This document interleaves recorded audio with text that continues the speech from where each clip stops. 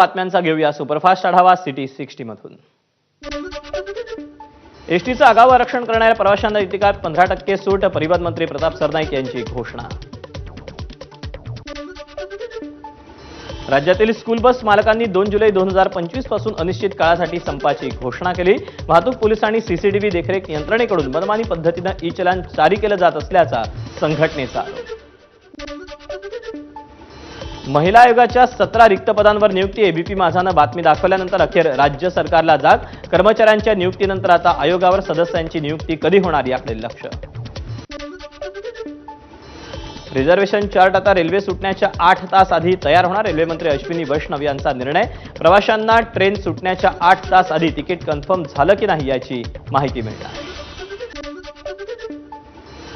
POP Ganesh मूर्तीच्या विसर्जनासंदर्भात अजून तोडगा नाहीच। हायकोर्टानं 21 जुलैपर्यंत राज्य सरकारला मुदत दिली। 24 जुलैला पुढची सुनावणी।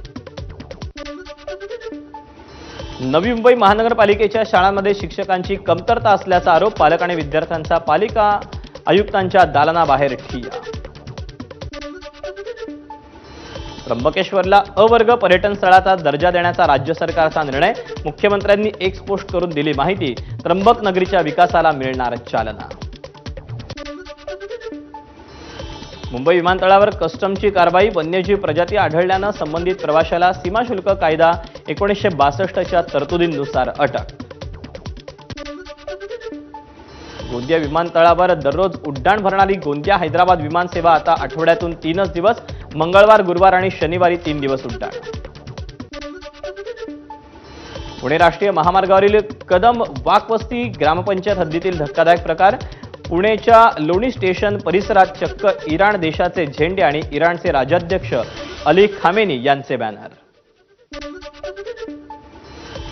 राज्याचे नवे मुख्य सचिव म्हणून राजेश कुमार मीणा यांनी स्वीकारला पदभार। महाराष्ट्राला पुढे नेण्याचा आपला प्रयत्न असल्याची राजेश कुमार मीणा यांची प्रतिक्रिया।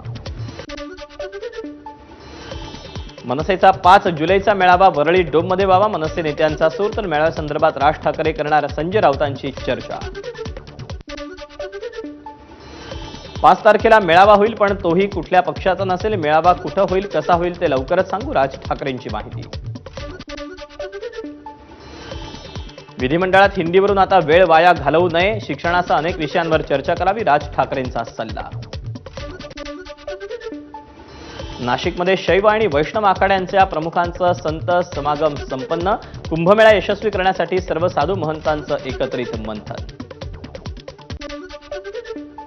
सांगलीत आमदार गोपीचंद पडळकरांच्या विरोधात ख्रिश्चन समाजाचा मोर्चा। धर्मगुरूविषयी वादग्रस्त विधान केल्यानं ख्रिश्चन धर्मीयांचा आक्रोश। कल्याणमध्ये गोपीचंद पडळकरांविरोधात ख्रिश्चन समाजाचा मोर्चा। वादग्रस्त वक्तव्य केल्यानं गुन्हा दाखल करण्याची मागणी। भिवंडी वाडा रस्त्यावर अंबाडी परिसरात रस्त्यांची दुरावस्था। अनियमित वीज पुरवठ्याविरोधात मनसेचं 1 दिवसीय उपोषण।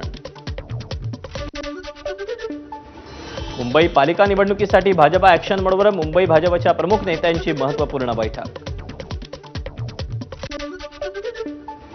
मुंबई महानगरपालिका निवडणुकीत स्वबळावर लढण्याचा निर्णय काँग्रेस 7 तारखेला घेणार। महाराष्ट्र प्रभारी रमेश चेन्नीथला यांची माहिती। सोशल मीडिया पोस्टवरून वादाची ठिणगी। जोगेश्वरीत शिवसेना ठाकरेंच्या आणि शिंदेंच्या सेनेत वाद।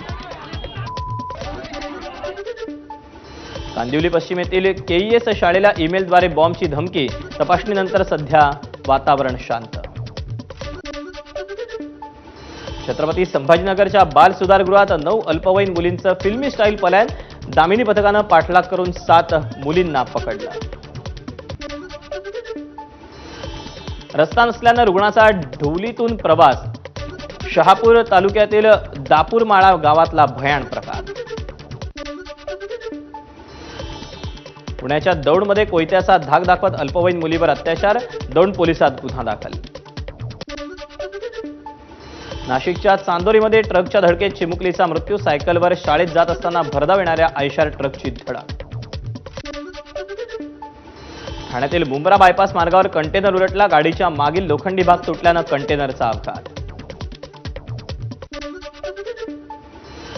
भिवंडीतील अंतरिक्ष वेअरहाऊसमध्ये ट्रक चालकाच्या हलगर्जीपणामुळे भीषण अपघात। ट्रकच्या धडकेत तरुणाचा मृत्यू।